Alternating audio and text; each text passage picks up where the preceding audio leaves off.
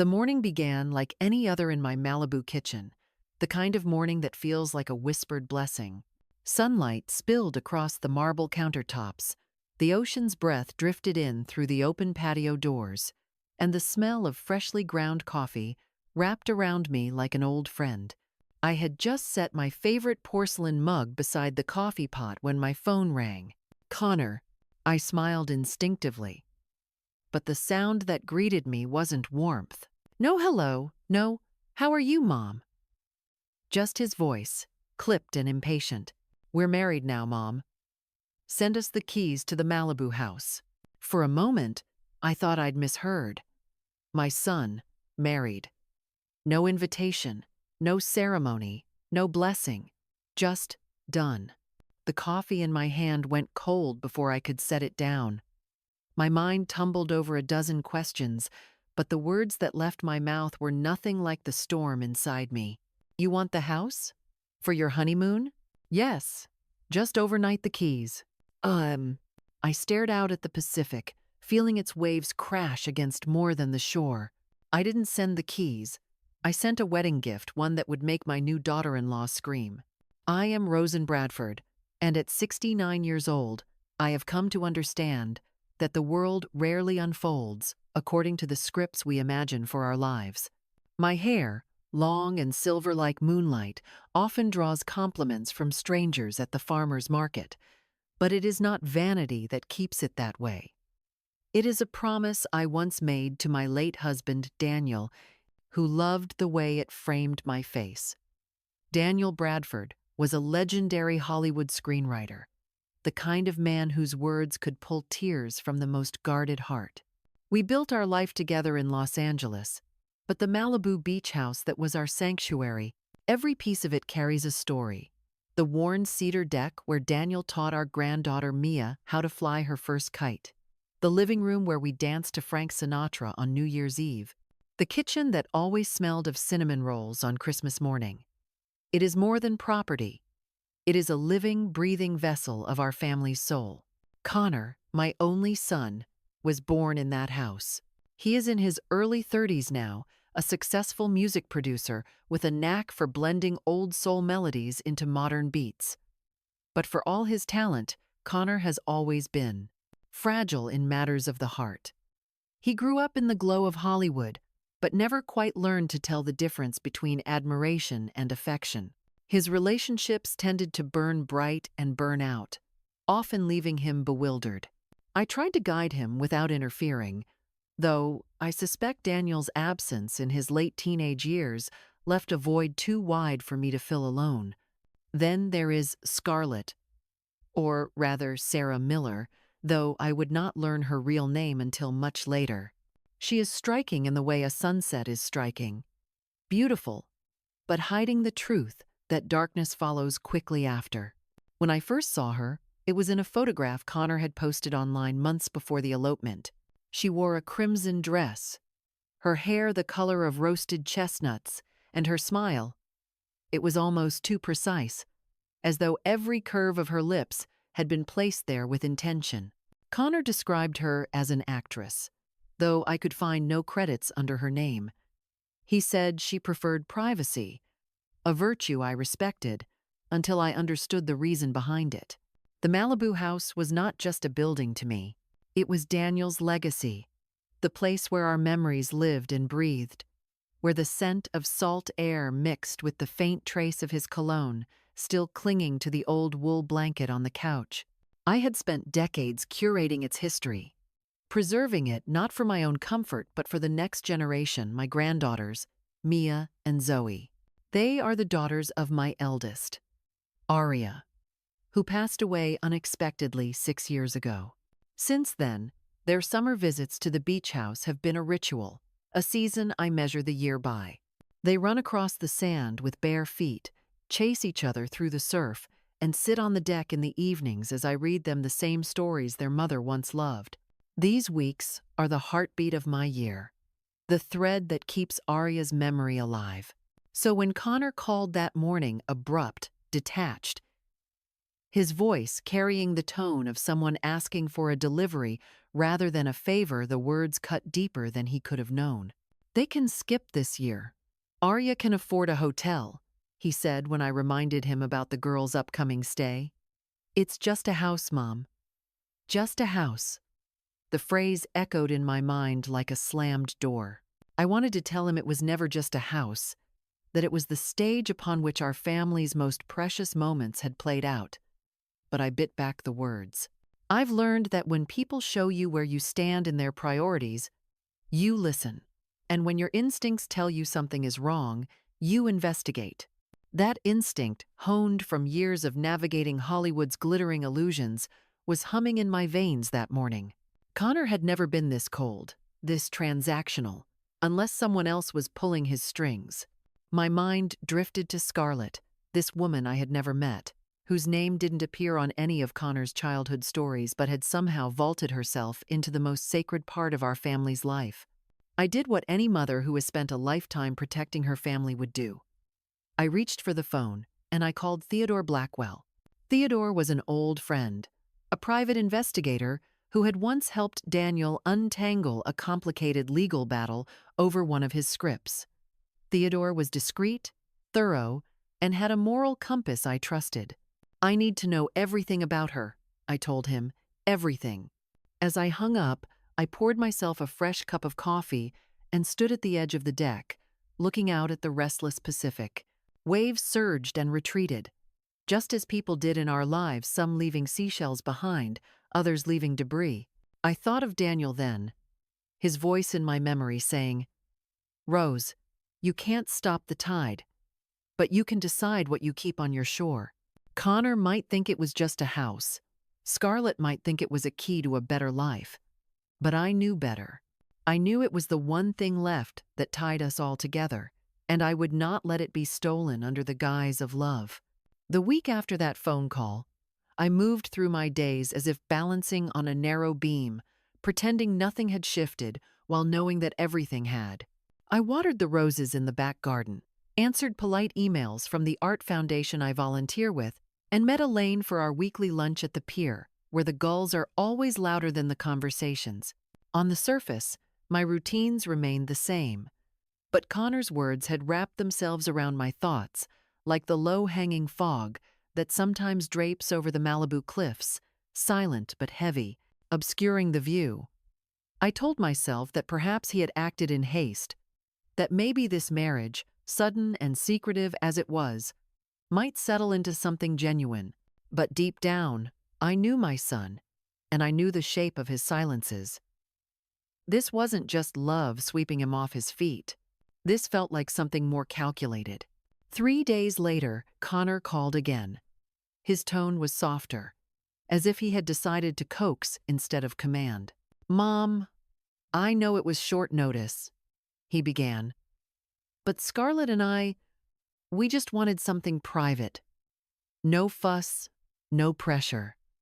I let him speak, listening for the parts that weren't being said. The absence of any attempt to introduce me to his wife spoke louder than the explanation he offered. Then why not come over for dinner?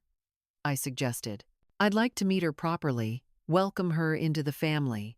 There was a pause, so long that I could hear the faint rush of cars on his end, and then, muffled, barely audible, a whisper, too low to catch the words, but enough for me to know Scarlett was there, shaping the conversation. We're busy settling in, he said finally. Maybe after the honeymoon. It took effort to keep my voice even. Connor, your nieces will be here in less than 2 weeks.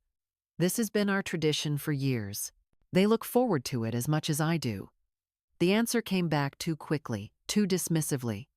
They can skip this year. Arya can afford to put them up somewhere else. It wasn't just the words.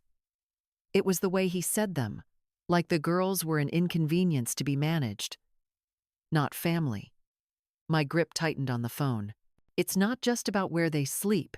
It's just a house, Mom, he cut in.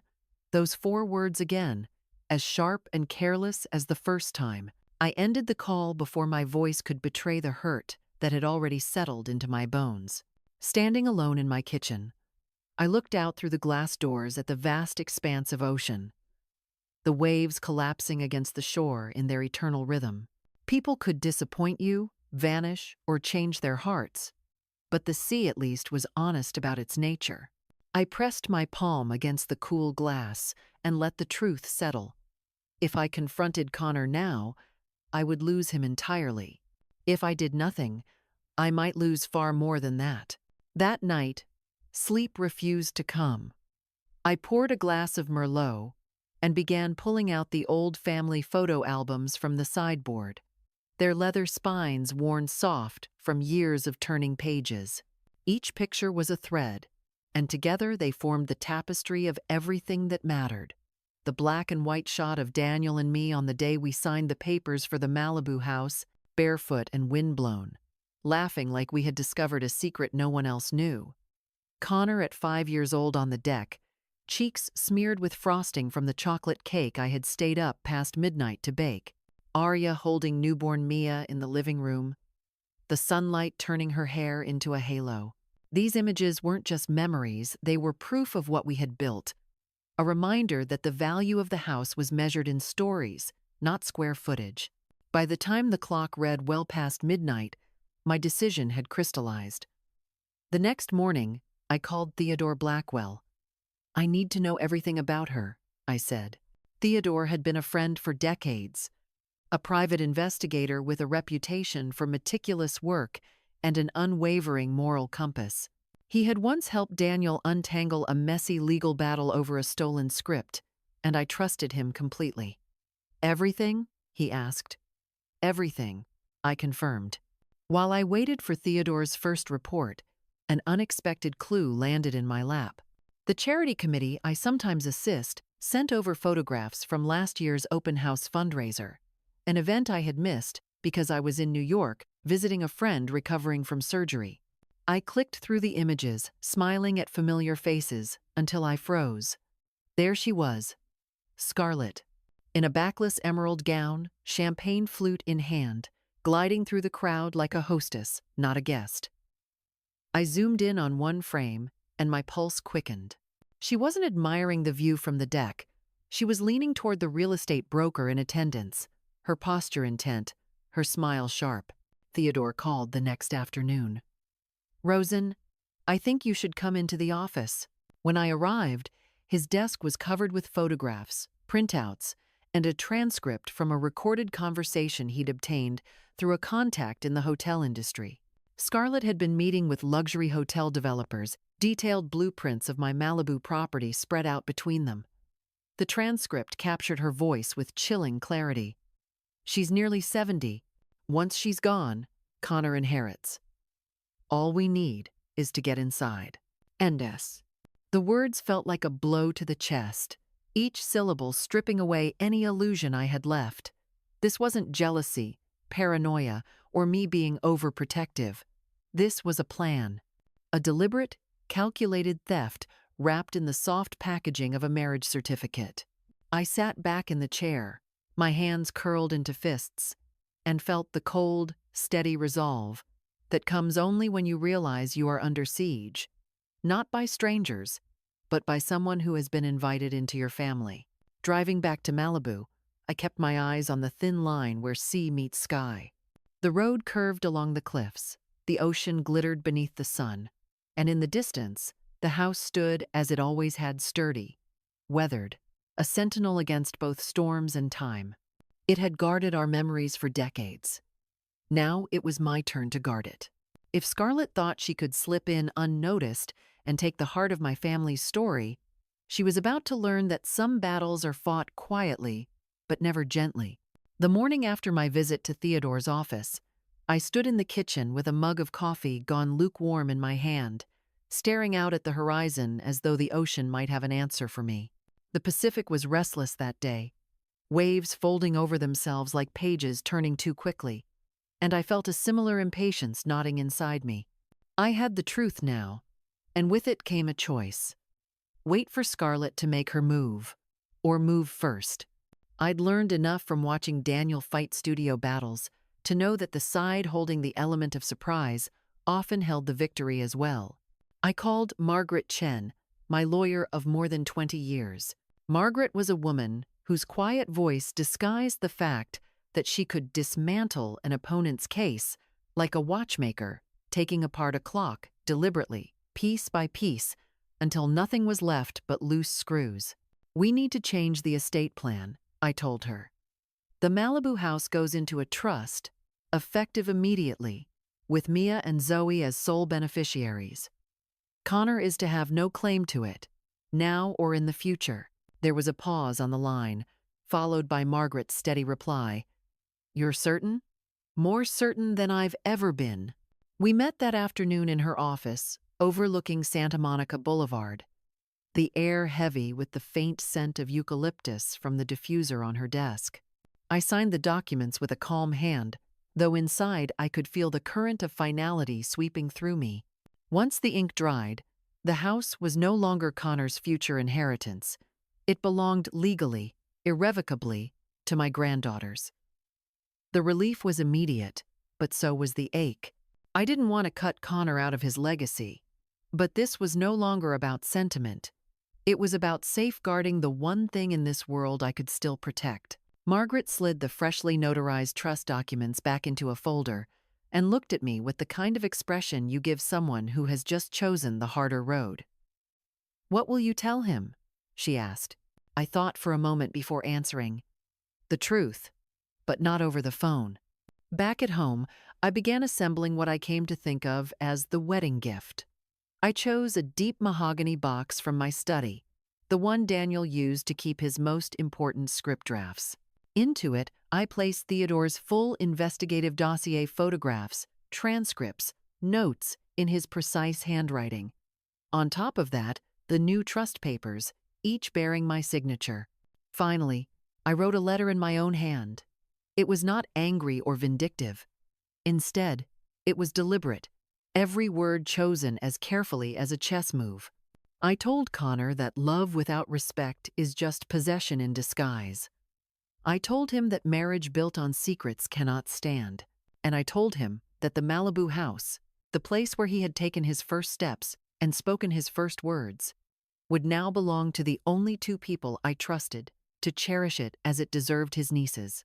When I sealed the box, I felt an odd stillness settle over me, the way the air feels just before a storm. I arranged for a courier to deliver it directly to Connor's loft in the city. The next morning, I received confirmation of delivery, followed by silence. For 3 days, nothing. I went about my routines, though every creak of the gate or vibration of my phone sent a small jolt through me. On the 4th day, the first reaction came not from Connor, but from Scarlett. It was late afternoon when the front gate camera pinged. On the screen, Scarlett stood framed in the archway, her beauty sharpened by the kind of anger that makes people reckless. She was dressed for battle in a cream silk blouse and tailored slacks, but her hair was slightly windblown, her lipstick imperfect, as if she had come here in a rush. I watched from the upstairs balcony as she rang the bell twice, hard. My housekeeper, Lydia, opened the door only as far as the chain allowed. "Mrs. Bradford is not receiving visitors tonight," she said, her voice polite but unyielding. Scarlett's jaw tightened. "Tell her I need to speak to her." Lydia tilted her head slightly. "Miss Miller, I believe you've already said enough in your recordings." The use of her real name was deliberate, a twist of the knife that landed exactly where I intended. Scarlett's eyes narrowed, but she said nothing more before turning sharply on her heel and walking back to her car. I knew she'd be back, but I also knew that the first rule of defending your ground is to let your opponent exhaust themselves before you make your move. That night, as the waves crashed louder than usual against the cliffs, I sat by the fireplace with a book I barely read, waiting for the next act to begin. It didn't take long. 2 days later, Connor called. His voice was tight, a mixture of anger and confusion.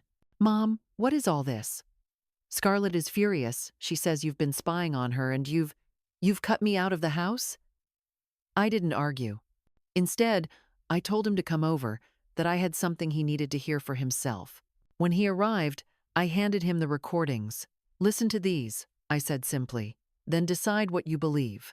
He didn't stay.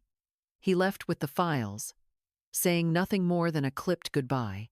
I stood at the window as he drove away, the taillights disappearing into the dark, wondering whether the truth would set him free or drive him further away. Connor called the next evening, and the moment I answered, I could hear it in his voice, an emptiness, a kind of hollow weight, like a man walking in the rain without realizing he's been soaked through. "I listened," he said quietly, his words measured, almost reluctant. "I don't know what to think." His pauses were longer than usual, as though he were trying to choose the safest path through a minefield. I stayed silent, letting the air between us stretch. Silence can be sharper than any accusation. It forces people to fill it, and when they do, their truths tend to slip out.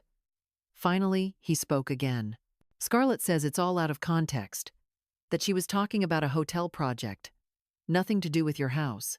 I could have told him the truth plainly, that the blueprints she had been showing were unmistakably ours.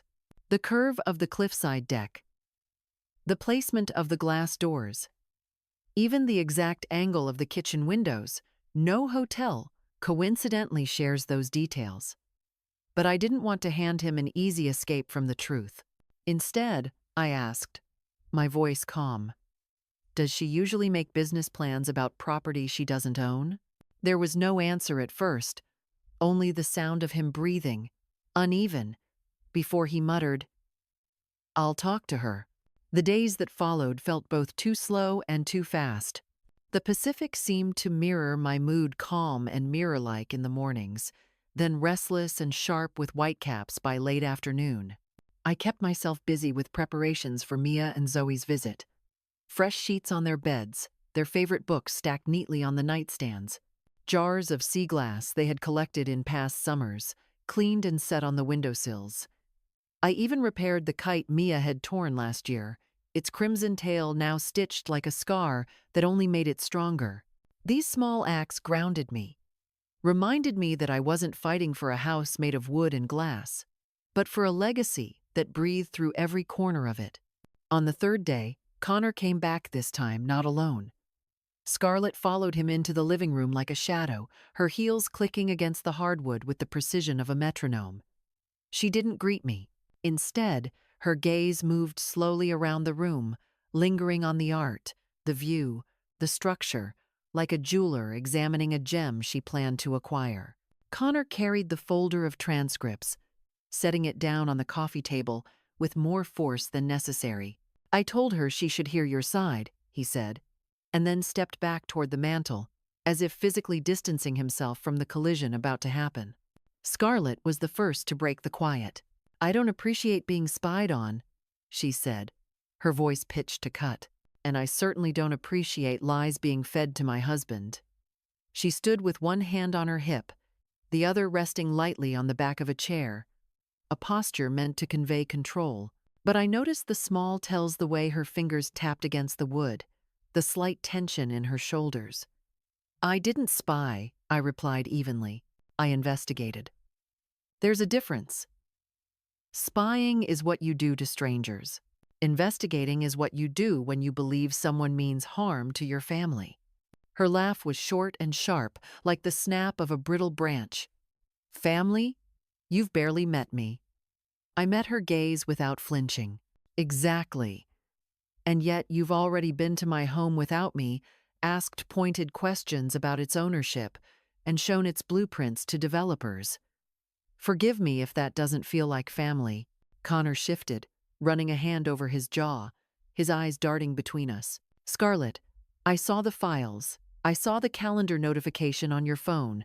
That meeting with Horizon developers." She cut him off, her voice rising. "It was a business opportunity. You think I married you for a house? That's insulting." I watched Connor's face carefully. He wanted to believe her. I could see it in the way his eyes softened when she looked at him, but doubt had already begun to creep in, threading its way into the spaces between her words. Sensing the crack, Scarlett softened her tone, stepping toward him, tilting her head just enough to seem vulnerable. "Baby, you know me. You know I love you." But Connor didn't answer. Instead, he reached for the folder, flipping it open until he found the page with the most damning quote. His voice was low when he read it aloud. "She's nearly 70. Once she's gone, Connor inherits. All we need is to get inside." The words hung in the air like the smell of smoke after a fire, proof of something burned beyond repair. Scarlett's lips parted, but no denial came. Just a scoff, a roll of her eyes, and then she turned toward the door. "You're both insane," she spat over her shoulder. Connor followed her, his steps uneven. "Scarlett, wait." She spun on him, and her voice turned cold, stripped of any pretense. "You think you're special? You were just an easy mark, that's all." The sentence landed like a slap in the room. Then she was gone, the door closing behind her, with a sound that seemed too small for the weight of what had just ended. For a long while, Connor didn't move. His back was to me, his head bowed slightly, as though he had finally been forced to see the full outline of the truth and couldn't bear to look directly at it. When he did turn, his eyes were red, but his voice was steady. "You were right. I didn't rush to close the distance between us. Sometimes love means letting someone stand in the wreckage they helped build, so they can see it for what it is." "I wish I hadn't been," I said softly, "but I'm glad you see it now." He looked around the living room then, his gaze pausing on the photographs lining the mantel, Daniel holding him as a baby, Arya laughing on the deck, Mia and Zoe tangled in blankets during last year's summer visit. "So, the house. It's theirs now? Mia and Zoe?" I nodded. "Yes, and that will never change." He swallowed hard, then nodded once in return. "Good. They deserve it." When he left that night, there was no dramatic reconciliation, no sudden promises, just a quiet understanding, fragile but real, that some boundaries were there for a reason. I stood on the deck after he was gone, watching the Pacific swallow the last light of the sun, the sky bleeding into shades of gold and violet. The wind lifted my hair, carrying with it the salt and the sound of waves breaking against the rocks below. I closed my eyes and thought of Daniel, hearing his voice as clearly as if he were beside me. We protected what mattered most, and I knew he was right. After Connor left that night, the house felt both quieter and heavier, as if it had exhaled something toxic but hadn't yet taken in clean air. I walked through each room slowly, my bare feet whispering against the hardwood, running my fingers along the familiar edges of furniture, the smooth curve of the banister Daniel once polished himself, the old piano Connor had practiced on as a boy. Everything looked the same, but the air was different, lighter in some corners, heavier in others. Change has a way of doing that, rearranging the invisible things before it touches the visible. I slept little that night, listening to the ocean churn against the cliffs. At some point in the early hours, I rose and brewed coffee, leaning against the kitchen counter as the sky shifted from inky black to the first hints of blue. The decision to protect the house had already been made and carried out, but now came the more delicate work restoring the heart of it. A place can survive a storm structurally and still need tending to keep its spirit intact. 3 days later, the laughter of children returned to the Malibu house. Mia and Zoe arrived with suitcases that seemed too big for their small frames, their cheeks flushed from the long drive, their voices tripping over each other as they tried to tell me everything that had happened since last summer. Mia ran straight to her room, flinging herself onto the bed with the same joy Arya used to have, while Zoe made a beeline for the deck, pressing her face to the glass to look at the ocean as if confirming it was still there. Watching them, I felt the first real breath of relief I'd had in weeks. The next few days settled into our familiar rhythm. Mornings began with pancakes and orange juice on the deck, the gulls calling overhead. Afternoons were spent on the sand, the girls building elaborate castles that the tide inevitably claimed, a lesson in impermanence that never seemed to dull their joy. In the evenings, we curled up on the sofa with the wool blanket Daniel used to wrap around Arya during thunderstorms, reading aloud from the same storybooks that had once been her favorites. Every moment was a thread repairing what had been frayed. Connor called once during that time. His voice was quieter than usual, almost careful, as though he were stepping into a room he wasn't sure he belonged in anymore. "How are the girls?" he asked. I told him they were happy, busy, and sunburned in the way only children who've spent the whole day at the beach can be. He hesitated before saying, "I'd like to come by. Not today, just sometime." I didn't press him. "The door's open," I said simply, and we left it at that. One afternoon, while the girls napped after an exhausting morning in the surf, I sat on the deck with a notebook, the salt wind flipping its pages. I began writing a letter to Daniel, not to send anywhere, just to put my thoughts somewhere solid.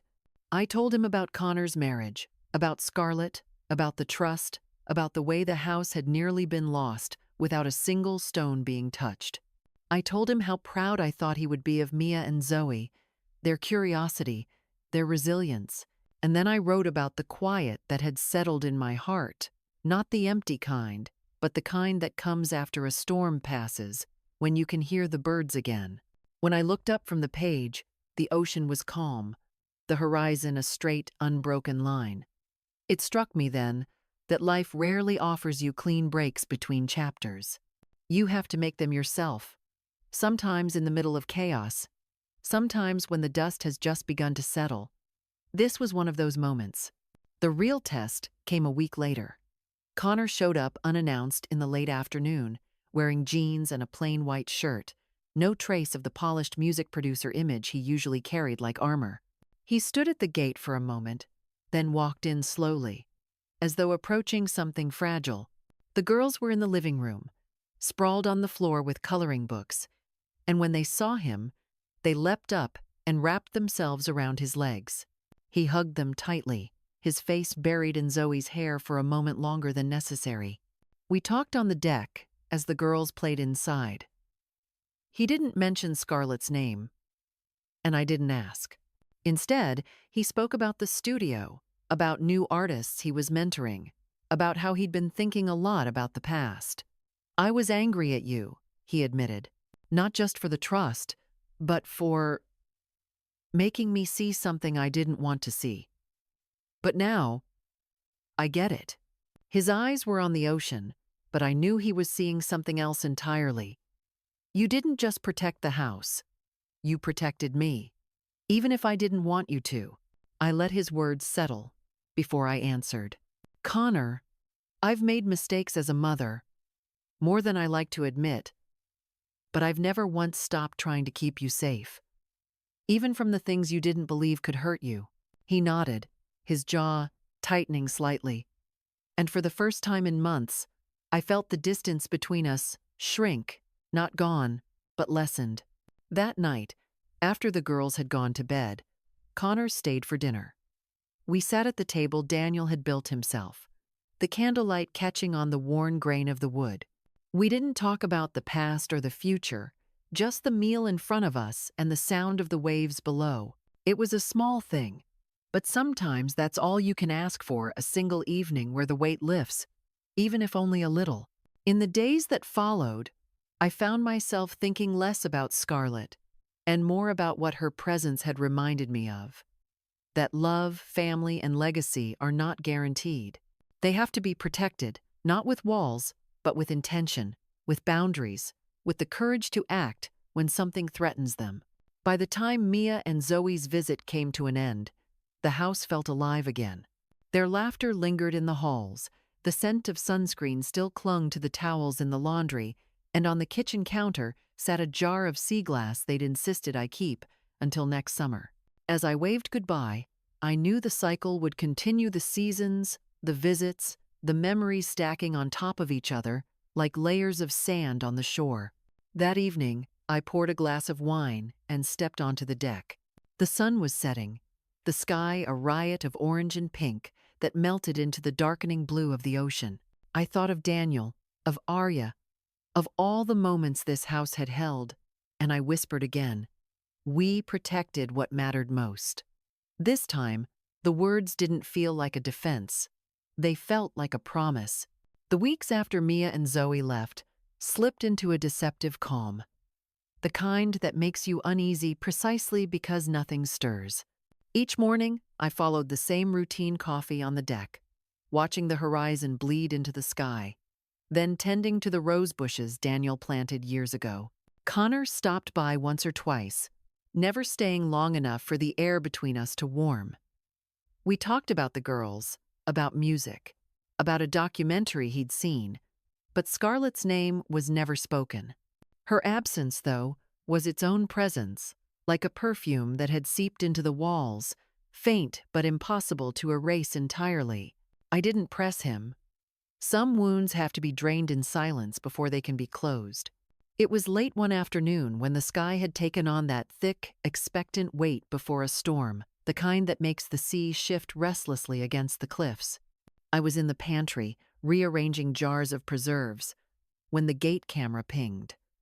I wiped my hands on a dish towel, glanced at the monitor, and froze.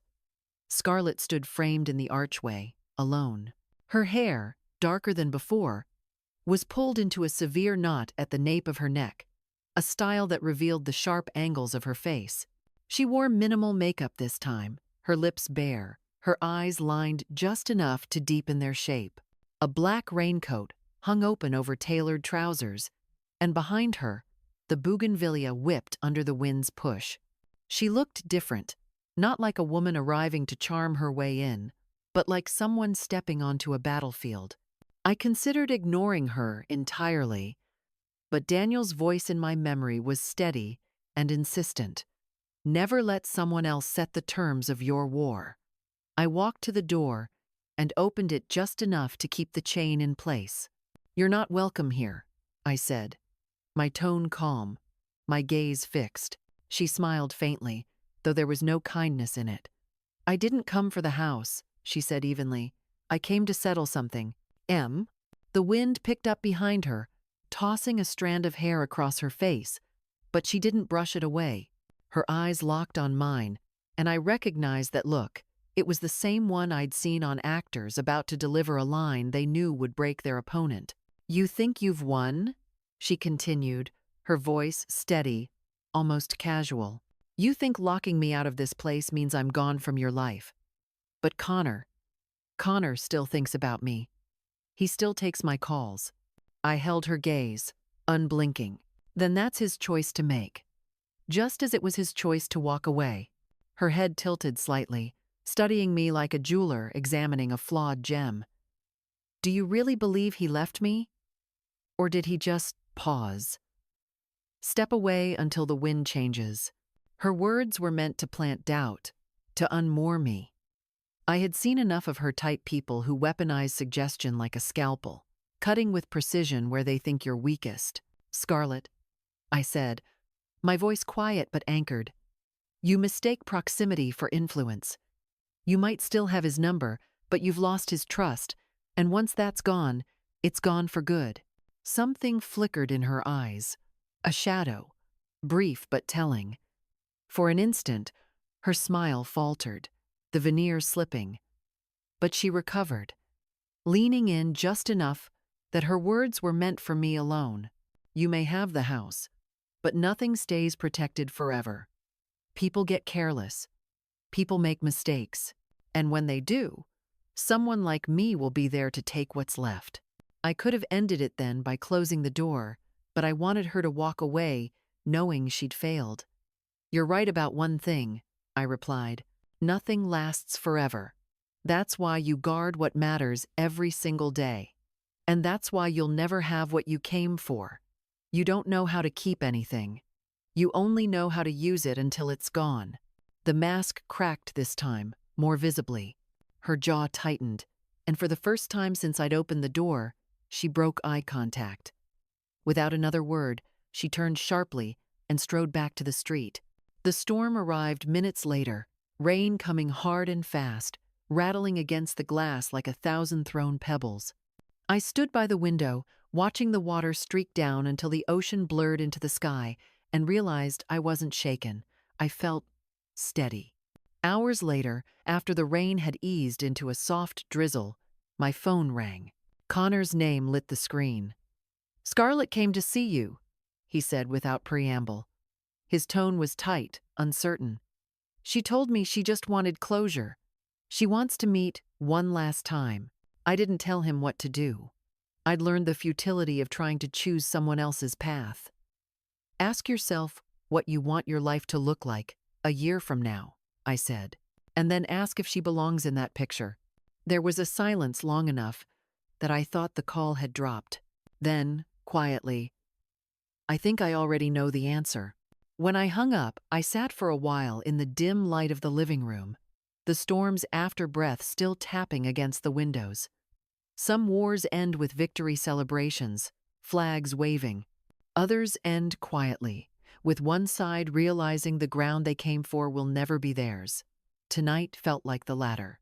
And for the first time in months, I could feel the house exhale, as if it too knew the worst had passed. The next day broke with an unusual clarity. The storm had scrubbed the air clean, leaving the sky a washed-out blue and the sea restless but sparkling under the early sun.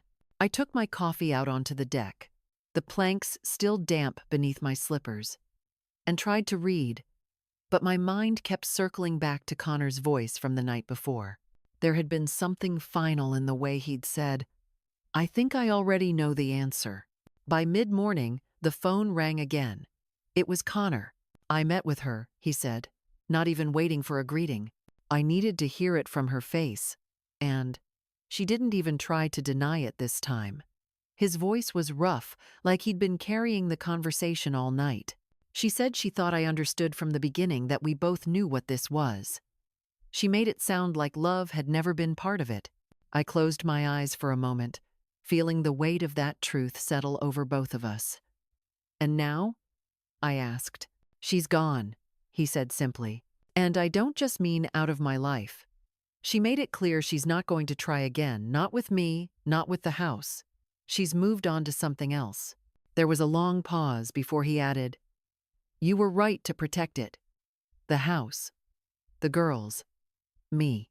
His voice cracked slightly on that last word.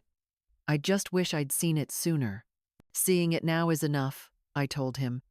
"It's not about being early. It's about being ready when it matters." That afternoon, Connor came to the house. He didn't arrive with gifts or apologies wrapped in neat bows. Instead, he came empty-handed, which somehow felt more honest. The girls were gone by then, so the house was quiet except for the rhythmic hiss of waves on the shore. We sat at the kitchen table where Daniel and I had made so many decisions together over the years, the afternoon light pooling like gold across the marble. "I'm not here to get the house back," he began. "I know it's theirs now, and that's how it should be. I just want to say I'm sorry for the things I said, for letting her get between us." I studied his face, the lines of exhaustion that hadn't been there a year ago. He looked older, not in years but in understanding. "You were in love," I said gently, "and love makes fools of us all. What matters is that you walked away before it took more from you than it already had." We spoke for hours, not just about Scarlett, but about Arya, about Mia and Zoe, about Daniel and the ways he had shaped both of us. Connor admitted he had always felt the house was more a part of his father than of me, and that losing it from his inheritance had felt like losing Daniel all over again. "But now," he said, "I see it differently. It's not about owning it. It's about knowing it's safe." As the sun began to dip, we moved to the deck, the air cooling as shadows stretched long over the water. Connor leaned on the railing, watching the tide roll in. "You think the girls will keep it when they're older?" "If I've done my job right," I said, "they'll keep more than the house. They'll keep what it stands for." He nodded, and for the first time since the whirlwind began, there was an ease between us.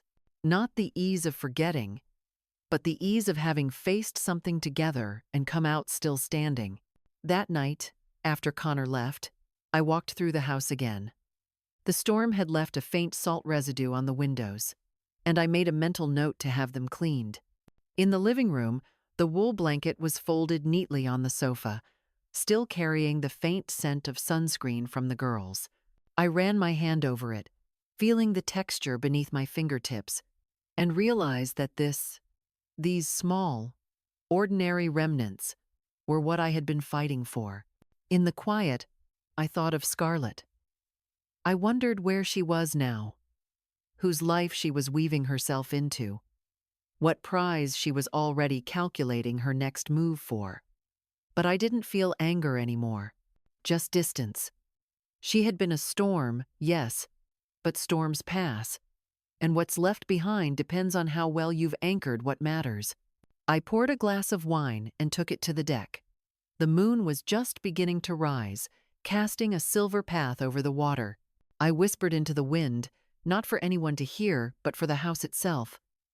"You're safe now." And for the first time, I believed it.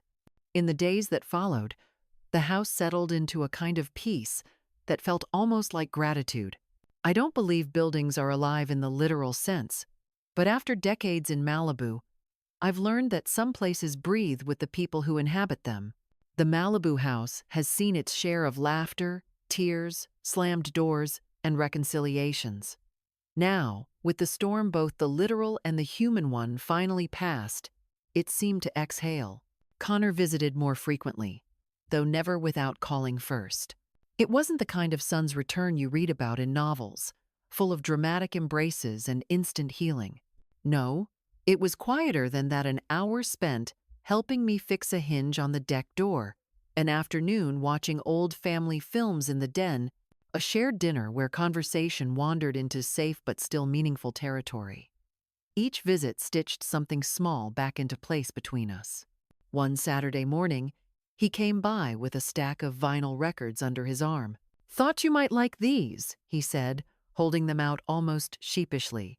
Inside the worn sleeves were albums Daniel had loved: Billie Holiday, Frank Sinatra, Nina Simone, records that had been missing from my collection for years. "Found them at a shop downtown," he explained. "Figured they belonged here." We spent that morning in the living room, the record player crackling softly as Billie's voice filled the air. Connor leaned back in the armchair, eyes closed, tapping his fingers against his knee in time with the music. I sat on the sofa, letting the sound wrap around me, and for a brief moment, it was almost as if Daniel were in the room with us. The summer melted into early autumn. Mia and Zoe returned for a long weekend over Labor Day, their laughter spilling through the house like sunlight through open windows. We baked cookies together, the girls sneaking chocolate chips from the bowl when they thought I wasn't looking.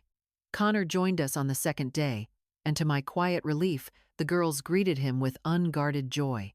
They built sandcastles on the beach while he knelt beside them, shaping turrets and digging moats, his face relaxed in a way I hadn't seen in a long time. That evening, after the girls had gone to bed, Connor and I sat on the deck, the moon bright enough to cast silver shadows across the water. "You know," he said, "I used to think this house was just walls and floors, a place. But now, I think I get it. It's like a memory you can walk through." I smiled at him. "That's exactly what it is, and that's why it matters who walks through it." He nodded, thoughtful. "I want the girls to understand that too. Maybe I can bring them here when you're away. Make some memories of our own." The suggestion warmed me more than I expected.